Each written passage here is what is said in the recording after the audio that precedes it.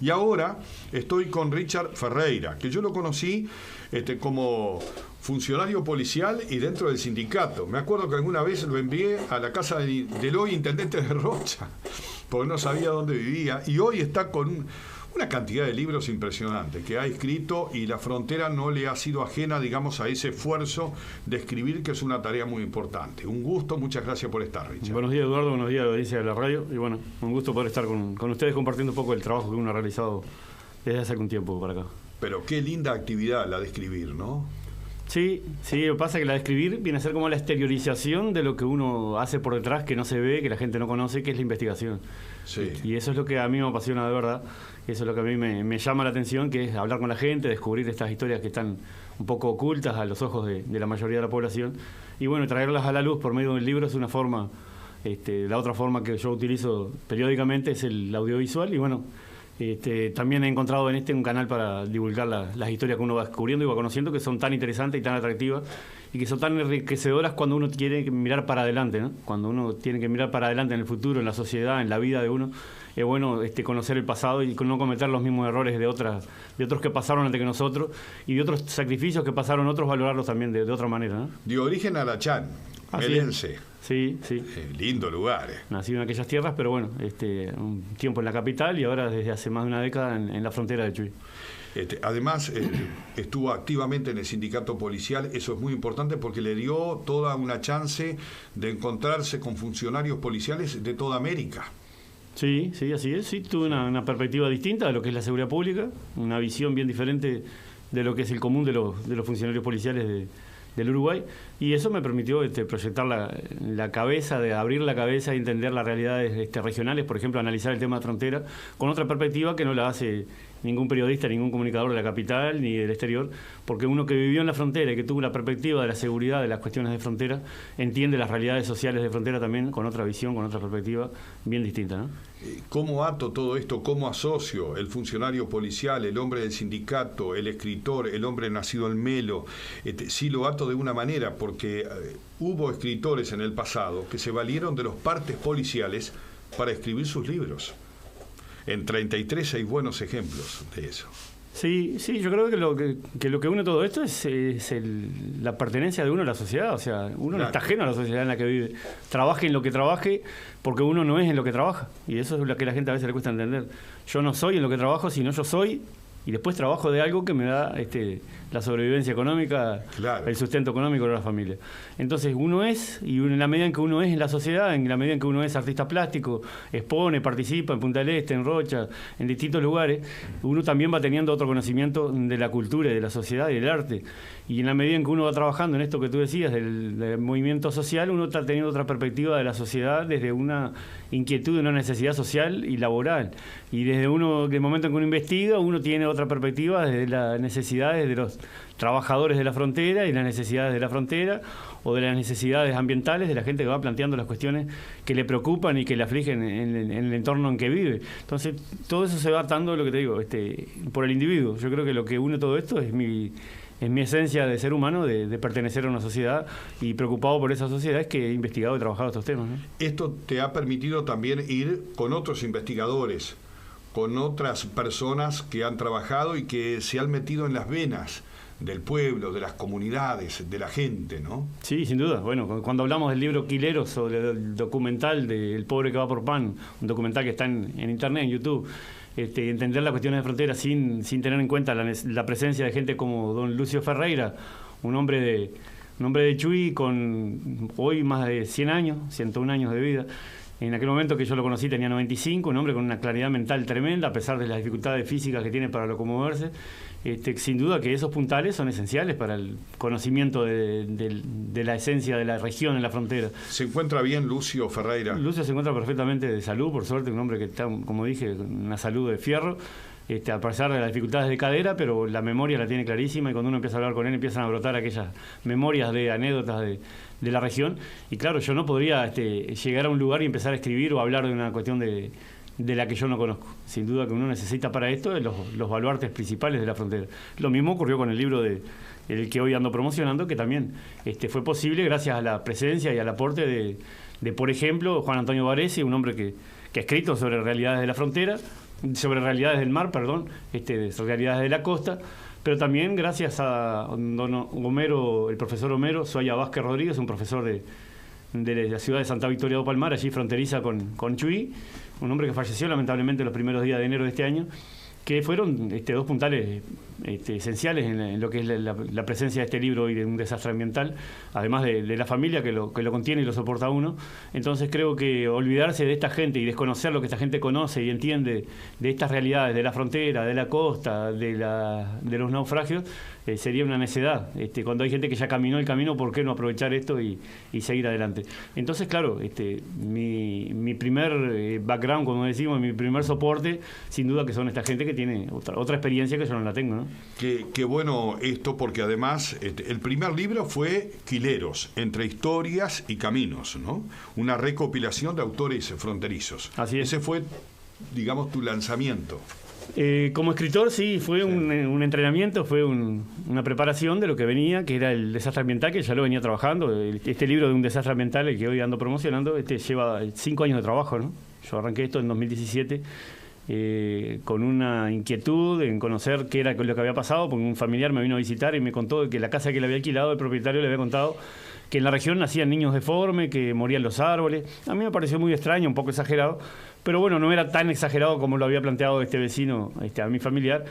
Y bueno, fue así que con cámara en mano y micrófono y luz fui a entrevistar al profesor Homero, como le decía recién, y me aclaró bastante la situación. Un hombre que de joven había participado como activista ambiental en lo que había sido la marea roja supuesta en el 78, y él me indicó los caminos a seguir, que eran hablar con Varese, a quien yo conocía por el libro nada más, conocía la participación de Varese hablando del Tacuarí en uno de sus capítulos. Y bueno, me entrevisté con Juan Antonio Varese posteriormente en Montevideo, y ahí entablamos una relación de amistad que se ha cultivado ya por más de 4 años, y quien fue el que me impulsó a escribir este libro, ¿no? Como digo, yo soy del área audiovisual, mi fuerte es el área audiovisual, y empezar a escribir y empezar a pensar en escribir un libro de este tema me complicó muchísimo, porque yo no tengo esa visión. Y bueno, y había mucho material, mucho diario. Estamos hablando que yo revisé alrededor de 15 libros brasileños, 5 libros uruguayos, 2 libros de Rocha, El Este y La Palabra. Anduve con mi biblioteca bastante, ¿no? 5 veces a la Biblioteca Nacional, alguna que otra vez a la Biblioteca del Palacio Legislativo, bueno, bibliotecas digitales de Brasil, todas, porque hay que visitarla todas. Había muchísima información, en pequeños titulares a veces estaba el meollo del asunto y estaba la potencia. Y bueno, después tuve que ceder a medios de prensa finlandeses, porque también hay un barco finlandés involucrado en la historia del libro. El New York Times, diarios argentinos, diarios españoles, y de ahí fui navegando, incluso llegué a información fidedigna, como es el expediente del Tacuarí, el cual yo exhibo de forma orgullosa en la solapa del libro, porque descubrir el documento del Tacuarí, que era lo que decía oficialmente, era como desbravar lo que la gente tenía como rumores, ¿no? Cuando se hundió el navío del Tacuarí martes 13 de abril de 1971, sobre la Piedra Negra, en el grupo de Isla de Torres, ahí enfrente del Cabo Polonio, se tejieron 1000 teorías. Este barco lleva armas para los revolucionarios, estamos hablando que en el 71 estaba... Claro, seguro, todo el tema. Estaba en fuerza todo lo que era dictadura, Movimiento de Liberación Nacional Tupamar, todo ese tipo de situaciones. Entonces, bueno, una de las teorías fue, lleva armas para los revolucionarios. Otra teoría fue, lleva sustancias nucleares para las 2 usinas nucleares que se estaban produciendo en Uruguay, que la gente no sabe. Se estaban construyendo 2 usinas nucleares en Uruguay en la década del 70, que por suerte no prosperaron. También llevaba esto, llevaba aquello, y llevaba contrabando, otra teoría, llevaba contrabando y podía hacer, todo podía hacer, pero bueno, saber qué era lo que llevaba, según la documentación oficial de la Armada, a mí me aclaró muchísimo la situación, y pude empezar de ahí a buscar otro sentido del libro, porque el libro empezó siendo el naufragio del Tacuarí. Ese era el objetivo, descubrir cómo había sido el naufragio y qué era lo que había causado el naufragio. Pero bueno, después me deparé con otros navíos que empezaron a tener otro interés en mí. No era solamente el interés histórico, sino el interés ambiental. Por ejemplo, el navío Itapayé, un navío que sale desde Hamburgo, y cuando llega frente a las costas de Portugal, de Porto, sufre una fuerte tormenta, su carga se derrama en el mar, en las bodegas, se mezclan las sustancias dentro de la bodega y genera un combo letal de gases dentro de la bodega del navío. El capitán inmediatamente intenta solucionar este tema comunicándose con el seguro, y el seguro no tiene mejor idea que decirle que arroje la carga al mar. El capitán, creo yo hoy con muy buen tino, se niega a cumplir con esta orden y se dirige al puerto de San Pablo, llegando allí en la Navidad del 76 con esa carga de 330 toneladas de productos agrotóxicos venidos de Alemania, derramados en la bodega, gran parte de ellos, sin saber qué hacer con aquello. Y bueno, las autoridades brasileñas desde la Navidad del 76 a abril del 77 no encuentran solución, y la única solución que encuentran es lanzar esto al mar con la misma cantidad de soda cáustica para neutralizar los efectos de los agrotóxicos.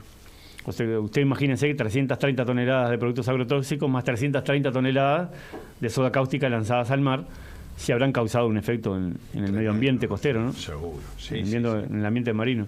Habría que haber estudiado esos impactos ambientales, ¿no? Claro, esas cosas no existían en esa época, ¿no? El estudio de los impactos ambientales no existía. Se intentó de alguna manera percibir o analizar qué era lo que estaba ocurriendo en la costa, a ver si era algo de esto. Pero bueno, las autoridades de la época no les convenía, vamos a hablar por lo claro, a las autoridades de la época no les convenía develar que se tratara del Tacuarí o que se tratara del Itapayé, porque ambos navíos pertenecían al Lloyd brasileiro, una empresa público-privada brasilera, con cargas que eran un poco difíciles, porque la carga del navío El Tacuarí era de la empresa Dow Chemical, una empresa estadounidense establecida en Brasil desde la década del 40, de la cual el presidente era Golbery de Couto y Silva, el tercer general al mando del golpe de Estado en Brasil. Entonces no había mucho interés en descubrir que Golbery tuviera responsabilidad, o que la empresa de Golbery tuviera responsabilidad en lo que estaba ocurriendo en la costa. Por lo tanto, si era el Tacuarí, no convenía tampoco. Y si era el Itapayé, menos, porque era responsabilidad de todos que habían tomado la decisión de lanzar esto al mar. Richard, todo esto, este libro ya ha sido presentado en varios lugares, entre ellos vienes de Punta del Este, anoche. Anoche fue presentado en Punta del Este con un buen marco de público, con interés de algunas autoridades locales por este tema. Ya fue presentado en Cabo Polonio, que era el lugar obligado que teníamos para presentar. Exacto. ¿Y en Punta del Este en dónde lo presentaste? En la Liga Fomento de Turismo de Punta del Este, un lugar central y neurálgico allí en Punta del Este, donde hay un empuje cultural muy interesante el Maldonado, sobre todo desde esa dirección de cultura, ¿no? Exacto. Y se nota. Y la Liga es una asociación civil, ¿no? Sí, la Liga es una asociación civil muy abierta a la sociedad, que ha logrado abrirse espacio en la cultura y en las inquietudes del pueblo, y yo creo que eso es importantísimo cuando las organizaciones civiles se involucran con el pueblo y se vuelven parte del pueblo, ¿no? Claro, y muy asociada a lo que pasa en el museo, muy asociada a lo que pasa en Garzón, en José Ignacio. Todo eso es muy interesante lo que pasa en Punta del Este. Entonces es un lugar donde presentar un desastre ambiental. Richard Henry Ferreira, el misterio del naufragio del Tacuarí. Sí, totalmente, ¿no? Yo lo leí. Y lo del misterioso viene por esto que hablábamos recién, ¿no? La gente me dice, ¿pero cuál es el misterio entonces? El misterio es que habían 1000 teorías cuando se hundió el barco. Claro. Lo hundieron por el seguro. Había pasado, no recientemente, pero hacía poco había pasado lo del Titanic. Bueno, fue igual que el Titanic, se durmió el capitán. Y bueno, 1000 teorías. En el libro nosotros vamos un poco descubriendo qué fue lo que pasó y aportamos la palabra de los protagonistas. ¿El hundimiento se da? Por un accidente. Por un accidente. Un problema mecánico, se traba el timón y la primera comunicación que hay 4:45 de la mañana, el segundo al mando, Ayoir Pereira, el oficial al mando, despierta al capitán de forma urgente y comunican a la base de radio de La Paloma. Se trabó el Lemi, como dicen en portugués, se trancó el timón, no podemos manejarlo. Y bueno, y allí se fue el navío por encima de las piedras. Quedó a la deriva en medio de las rocas del Cabo Polonio. Exacto. Bueno, este accidente ya había ocurrido en maniobras en el puerto. Eso descubrí por uno de la investigación en los diarios de la época. ¿Del puerto? ¿De La Paloma? No, en Santos. En Santos. Cuando estaba maniobrando para salir en las pruebas, un año antes, ya había protagonizado un problema de timón. O sea que era un problema recurrente en el navío, el problema de timón. Y claro, en medio de las rocas, las corrientes tremendas ahí, ¿no? Exacto. Si habrá para escribir, porque hay toda una historia también del Esquiros y el Barreminas Valiente, ¿no? Uh-huh. El Barreminas Valiente, que fue un hecho luctuoso, tremendamente doloroso para la vida de todos nosotros. Sí, ocurrido muy posteriormente en la época, incluso ¿no? Para que tuvimos que cubrir esa información, sacar 11 cuerpos del lugar, con aquellas camillas tapados los cuerpos, fue tremendo, ¿no? Fue una cosa que todavía me queda en la memoria, aquello, un día completamente gris, oscuro absolutamente, que vivimos y que a los pocos días uno empezaba a sentir como una especie de depresión, de estar muy mal en virtud de ver esa situación insoportable, ¿no? Claro, son esas situaciones que impactan. Impotentes. Sí, esas desgracias del mar que impactan. Impotencia, sentís impotentes totalmente, sí. ¿no? Sí. Bueno, en este caso no hubo esa desgracia, por suerte la tripulación del Tacuarí fue salvada con éxito, los 35 tripulantes. Lo raro también es que otra vez... ¿Cómo se salvaron esos 35 tripulantes? Y la comunicación fue inmediata, esta que te decía, 4:30 de la mañana comunican al puerto, 7:30 estaban un pesquero y un remolcador de la Armada Uruguaya rescatando a la tripulación. Entonces fue una acción inmediata lo que logró salvar a la tripulación. Pero lo extraño de todo esto es que una semana después, parte de esta tripulación muere en un accidente de tránsito en Porto Alegre. 3 tripulantes de este navío estaban volviendo a su lugar de origen, que era Río de Janeiro, y andando en la noche en Porto Alegre, los choca de frente con un camión y mueren con el taxista, los 3 tripulantes y una mujer que iba en el auto con ellos. Y ahí vuelve otra vez la suspicacia de la gente en la época, ¿no? Estamos hablando de dictadura. Claro. El camionero era un camionero común. Ahora, ¿quién iba de copiloto del camionero? Era un policía militar. Entonces, otra vez la suspicacia. ¿Qué querían ocultar que mataron a estos 3 tripulantes? Y bueno, se generaban 1000 teorías en cada cosa que pasaba en relación al Tacuarí. Y bueno, y yo traté de irme a los documentos más que a las voces de la gente. Varese en su libro recopila las voces de la gente, y a mí me pareció que recaer en eso no tenía mucho sentido. Por eso me aboqué a lo que me pareció que era el contenido esencial de esta historia, que era la documentación, y por eso fui a buscar los diarios, la documentación de la Armada y el libro blanco del gobierno brasileño, que era un libro donde ellos sostenían y argumentaban por qué era la marea roja y no era contaminación de los navíos. Y bueno, y me fui a los documentos porque, como te digo, yo creo que ahí estaba la verdad. Señores, estamos dialogando con el escritor Richard Ferreira, El misterioso naufragio del Tacuarí, un desastre ambiental. El libro que se presentó en el Cabo Polonio, se presentó en la Liga de Fomento de Punta del Este y me imagino que se va a presentar acá en Rocha, ¿no? Se presenta hoy, 19 horas, en Papelería y Librería Magisterial. Así que sí, señor, vamos a estar ahí. Estamos en 33 y 25 de agosto, ¿no? Ramírez 170. Ramírez 170, disculpa, ¿no? 160, sí. Estaba tratando. Ramírez 160, Librería Magisterial. Exacto. Es el lugar donde vas a presentar el libro hoy. Qué bueno, ¿no? Ojalá que prontamente pueda ser en el Centro Cultural María Elida Marquizo, en fin, o en la Liga de Fomento de La Paloma. Que se enteren que está pasando esto. Nosotros estamos abiertos a la divulgación de este material y algunos colegas ya me han preguntado, ¿y en qué más estás trabajando ya? Ya no estoy trabajando en nada. Estoy abocado a esto, a divulgar esto, porque creo que eso fueron 5 años de trabajo, de mucho trabajo, y yo creo que hay que darle valor, y la forma de darle valor es divulgar y darle el lugar que se merece este trabajo, porque es un trabajo que ha sido, desde mi humilde lugar, con mucha seriedad. Yo no traté de no ser muy pueril en los análisis, sino traté de hincarle el diente y de buscar más en lo que me parecía que tenía interés. Entonces creo que hay que empezar a generar conciencia ambiental. Este libro viene para eso, para generar conciencia, y para generar conciencia ambiental en la población. Hay que dar conocimiento. Si no conoces, no podés tomar conciencia. Entonces, este libro trae mucho conocimiento de lo que es la realidad del mar, la realidad de los naufragios, la realidad de cómo tratamos los mares, que para las grandes industrias sigue siendo el basurero del planeta.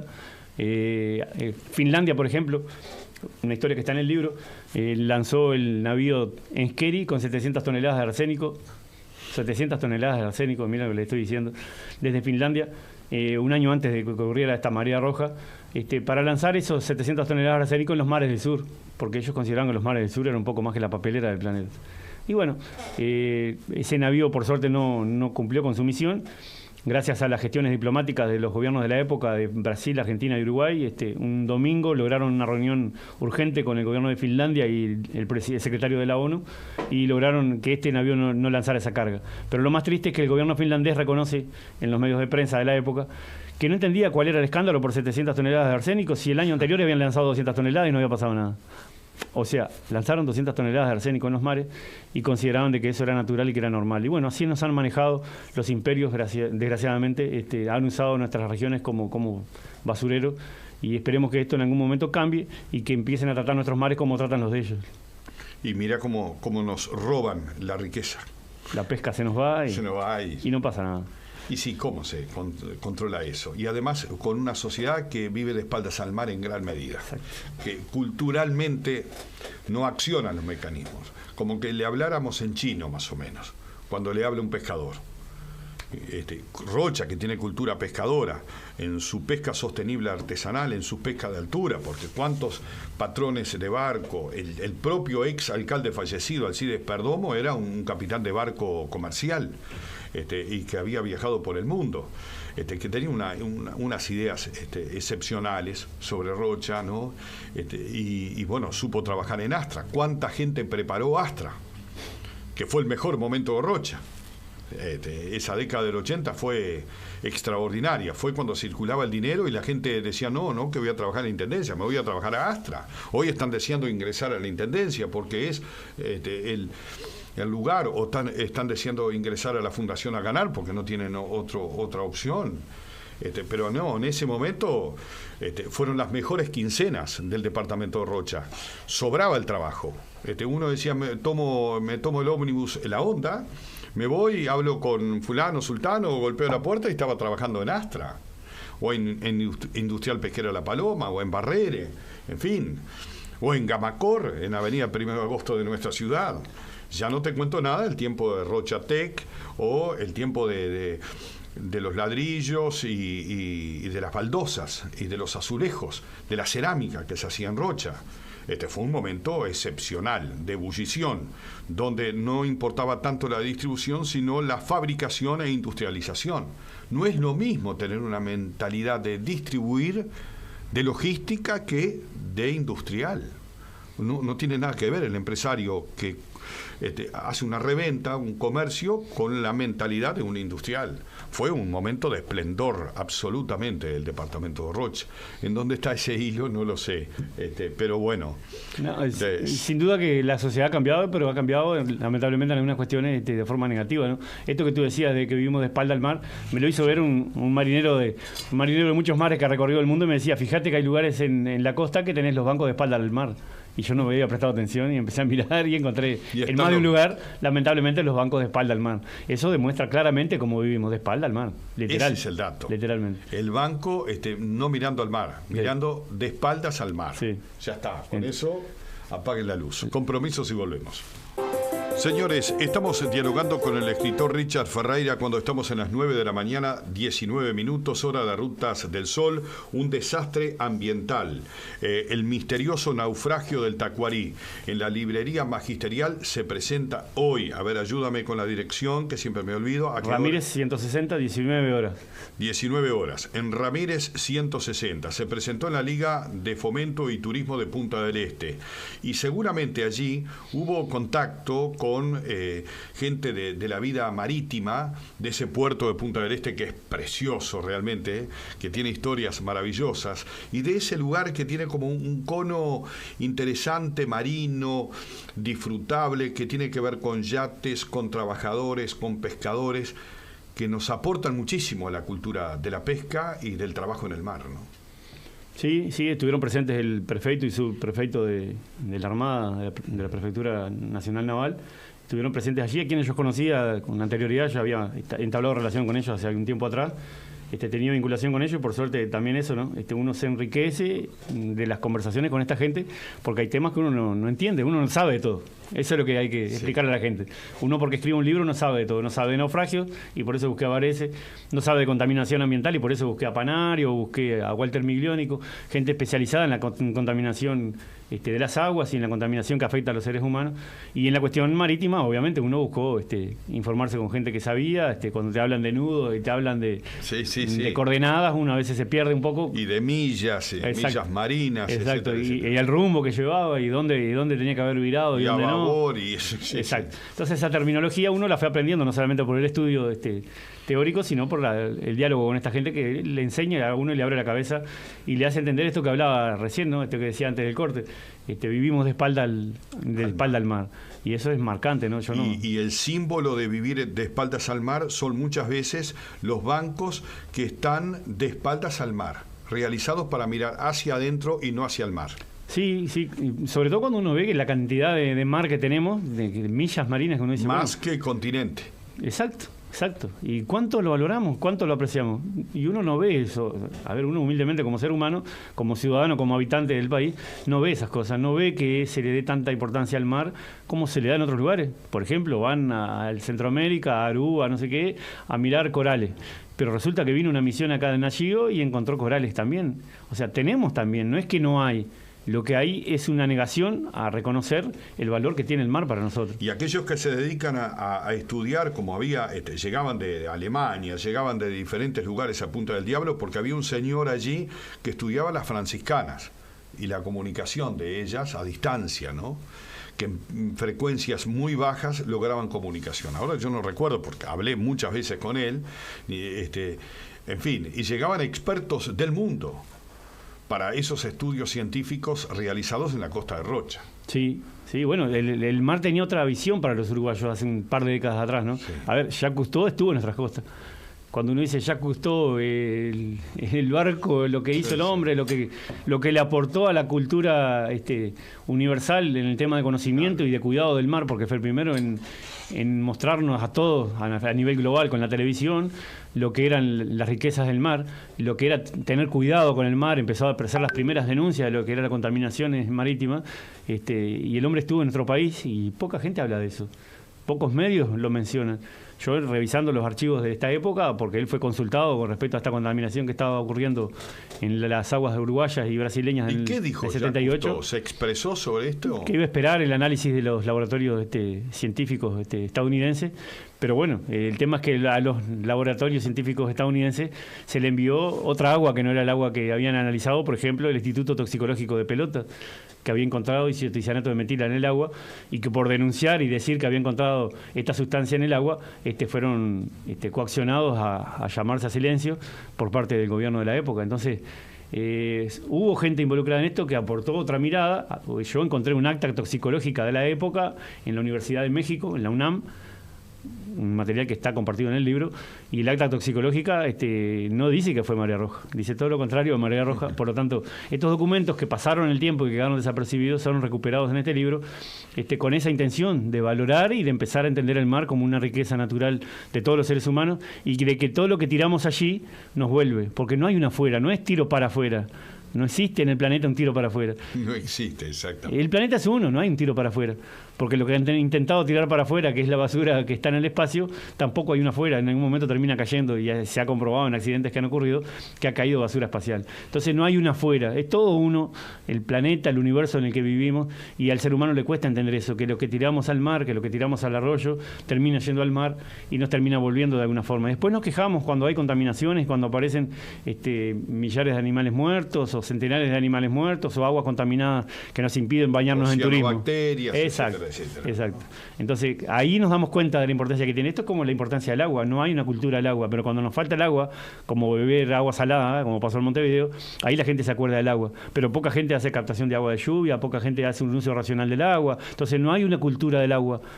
Lamentablemente hay un analfabetismo hídrico, y eso afecta a la ciudadanía, afecta al diario vivir. Y mira qué dificultades para establecer una acción de riego. También. Sí, seguro. También.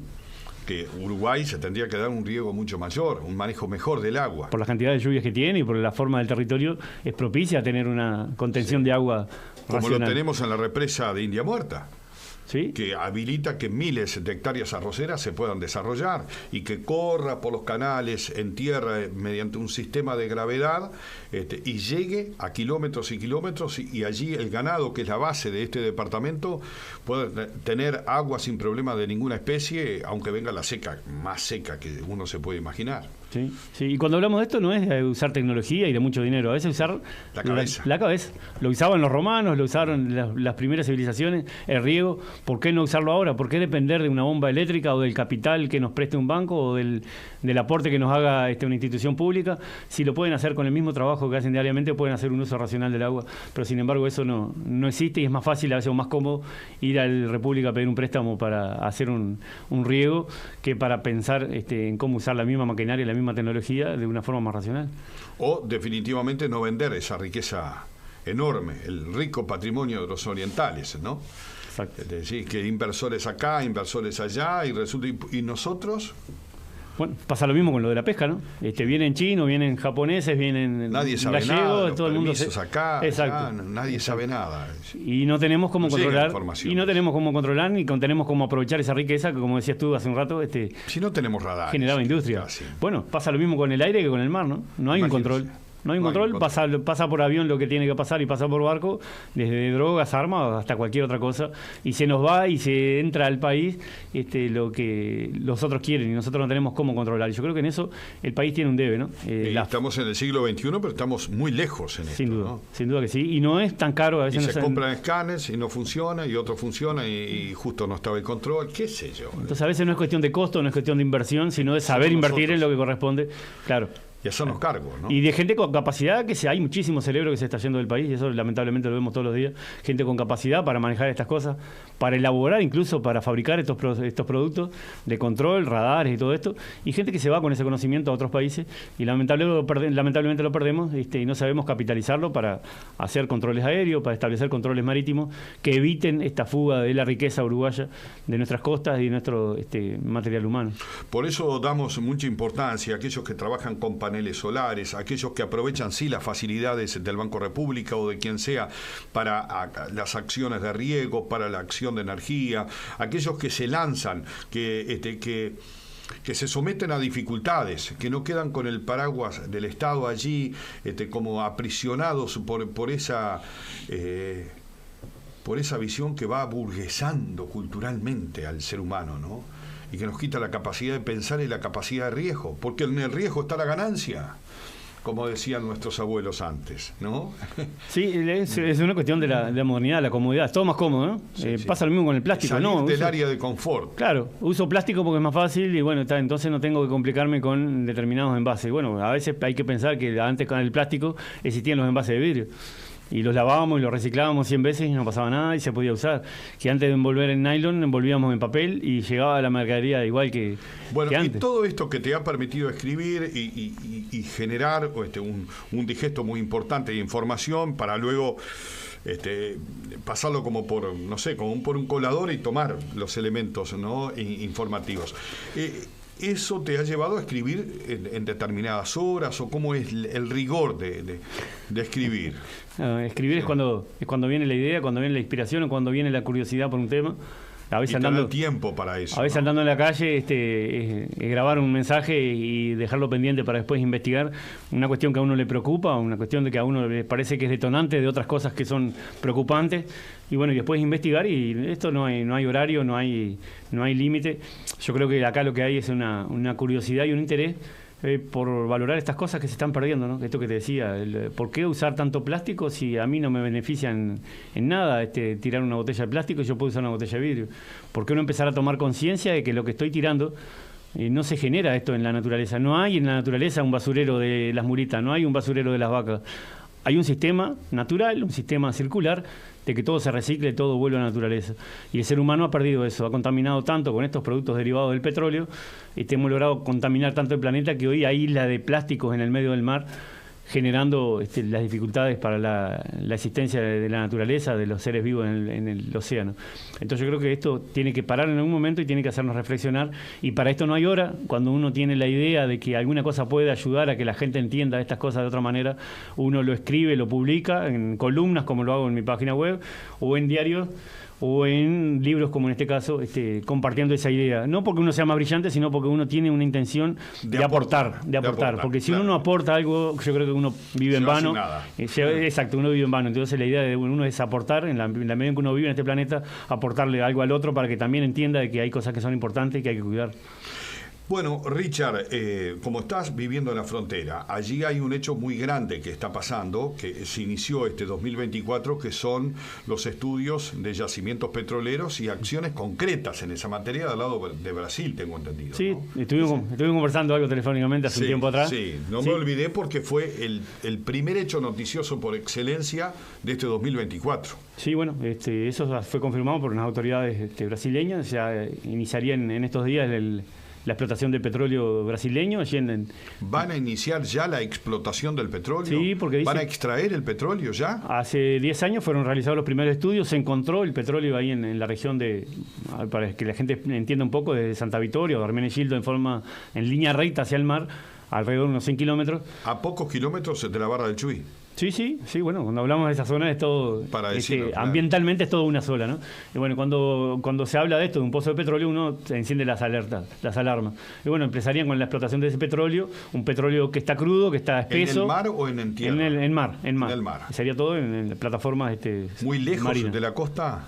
Al 100 kilómetros. 100 kilómetros. 100 kilómetros de la costa.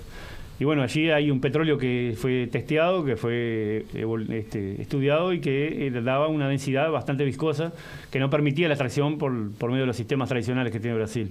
Petrobras siguió trabajando hasta encontrar un petróleo similar, de características químicas similares al que encontró acá, y fue que encontró en la región de San Pablo, en la plataforma marina de San Pablo, encontraron uno más líquido que permite el fracking, vamos a decir. Sí. Entonces se inserta aquel petróleo más líquido que viene de San Pablo por la tubería hacia abajo, hacia la parte submarina, se inserta y por medio de la presión se mezclan en la parte subterránea y son extraídos estos líquidos, bueno, de forma más práctica de que la anterior, que no podían extraer. ¿Petrobras es la que se encarga de esto? Exacto, Petrobras sería la que iría al frente de esta explotación. ¿Esta explotación es más de un pozo petrolero allí? Al parecer sería uno a extraer, uno de los pozos que ya estaba. Y se trae petróleo de San Pablo para inyectarlo mediante esos oleoductos, o no sé cómo decirlo, sí, y mezclarlo con este yacimiento mucho más viscoso, mucho de mayor espesor. Sí. ¿Esto qué va a significar para la frontera del Chuy? ¿Qué se sabe? ¿Cómo vive? ¿O no pasa nada? No, eso es lo más increíble, que no pasa nada. La mayoría de la gente no sabe, y la gente que sabe, como esta autoridad que me contaba, no pueden hacer nada porque lamentablemente hay una ley federal que determina que esto va al fondo federal, no va a la plata del municipio como era antiguamente. Esto fue cambiado hace unos años atrás. Esto iba antiguamente a los municipios que estaban enfrente a la zona costera, recibían un plus como reciben en cualquier minera que se establece en Minas Gerais o en Bahía, o en Pernambuco. Cualquier industria que se establece le aporta al municipio, al gobierno, le aporta un plus de dinero. En este caso no ocurre más ahora porque la ley fue modificada y por lo tanto un municipio de Santa Victoria no recibiría nada, el de Chuy tampoco porque no tiene costa. Entonces no recibiría ningún dinero, esto iría al gobierno federal y el gobierno federal, bueno, derramaría luego alguna gota de este dinero a los municipios que están aquí enfrente. Claro, y mi planteo a esta autoridad fue, bueno, ¿y qué plan de contingencia tiene para que cuando ocurra un accidente no suframos las consecuencias que han sufrido otros lugares del mundo? Donde se derrama por accidente, o el propio Uruguay, ¿no? Aquí en José Ignacio se derramó el San Jorge en el 97, se derramó petróleo por un accidente que hubo de un navío carguero de petróleo que no conocía una piedra que había en el lugar, rompió su casco y se derramó petróleo, y José Ignacio sufrió las consecuencias de ese derrame. ¿Qué pasará mañana cuando este pozo petrolero establecido ahí frente a la costa de Santa Victoria sufre un accidente y se derrame por accidente o por acción o por omisión un poco de petróleo de esa planta? ¿Qué va a ocurrir con la flora y la fauna? ¿Qué va a ocurrir con el turismo? ¿Qué va a ocurrir con la población costera cuando sufra el impacto de este daño? ¿Hay un plan de contingencia? ¿Cómo se va a trabajar? No hay nada, nadie todavía tiene nada, y eso es preocupante para los gobiernos brasileños y es preocupante para nosotros como uruguayos, de empezar a pensar de que está ahí nomás, está en el límite, en la zona limítrofe con Brasil, esa explotación. Yo creo que tiene que encenderse las alarmas en el Ministerio de Ambiente para empezar a generar un plan de contingencia para tratar esto como se trató el San Jorge, o mejor aún, teniendo en cuenta todo el marco jurídico internacional y todo esto, pero bueno, un plan de acción y que la población costera conozca este plan de acción. Además de esta explotación que comienza en estos días. Sí, así fue. Además, como me informaron a mí. Tenemos la energía de Candiota que llega a Chuy, Brasil. Estoy hablando del municipio de Chuy, Brasil.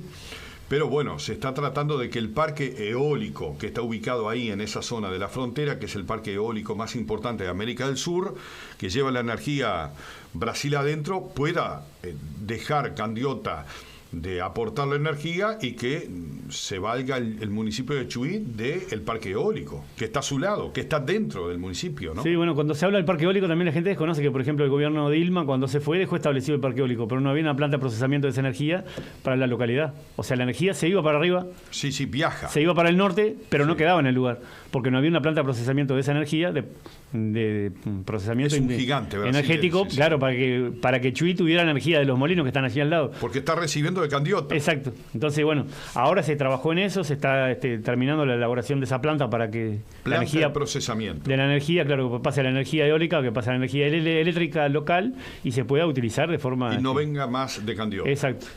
Y algún día bajarán la llave y cortarán a Candiota. Exacto. Como se cortó un día la energía de Uruguay que iba para Brasil y empezaron a tomar energía de Candiota, porque también eso, la gente desconoce que Santa Victoria y gran zona de Brasil recibía energía uruguaya por mucho tiempo. Por mucho tiempo, exacto. Claro que sí. Bueno, Richard, muchísimas gracias, porque además es un aporte, es un faro de información que tenemos allí justito en el Chuy, Brasil, en la barra del Chuy, en la zona de Puimayen, en la zona de Hermenegildo, que ha crecido enormemente, ¿no? Es una explosión demográfica que alguna vez conversaremos en su momento también. Así que muchas gracias. Sin duda que sí. Bueno, gracias a ti, Eduardo, y por el espacio que siempre está disponible para compartir nuestro trabajo. Muchas gracias por el libro Los Quileros. Quileros, no los. Nada que agradecer. Nosotros intentamos devolver a los colegas que aportan con la divulgación, con la transmisión a los ciudadanos de nuestro trabajo, porque la idea, como dije hoy al principio, la idea es que nuestro trabajo no quede en saco roto, ¿no? Sino que vaya a la ciudadanía, que llegue a la mayor cantidad de gente posible, porque uno intenta aportar y generar algo con esto, ¿no?